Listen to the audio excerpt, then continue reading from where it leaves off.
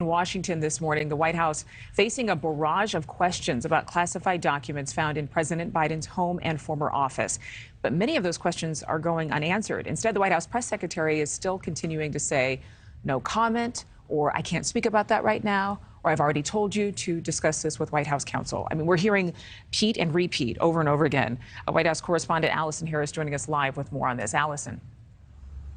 That's spot on, Adrienne. The president's spokeswoman saying that the president does have confidence in how his administration is handling this, but the White House is still struggling to answer questions, and even some simple ones like exactly how many classified documents have been discovered or the levels of classification of those documents.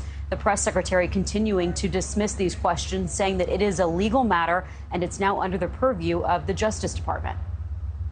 I'm not going to comment from here. We will not comment. We are going to be prudent from here. We are not going to politically interfere. I refer you to the Department of Justice. I refer you to special counsel. We are consistent with what we have said on cooperating fully with the Department of Justice on this issue, and we will continue to cooperate fully with the special counsel. He said that he didn't know.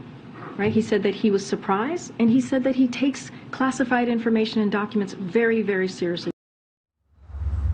And what you're seeing there is really what's been playing out in the briefing room for about a week now. The White House did host a call with reporters, and there were a lot of questions, but not as many answers, like why the administration didn't come out immediately when finding each of these 3 batches of documents to share what had been found, or why the president's lawyers, who don't have a security clearance, have been searching for these files, sometimes without DOJ representation. Now, the White House says it will comply with not only the DOJ investigation, talking about the special counsel there, but also congressional inquiries in good faith. That is something that they accuse Republicans of not doing.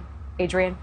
Allison, I know there's new reporting from the Wall Street Journal about the FBI's potential involvement. They considered, but maybe aren't going to do anything. What's the reporting now?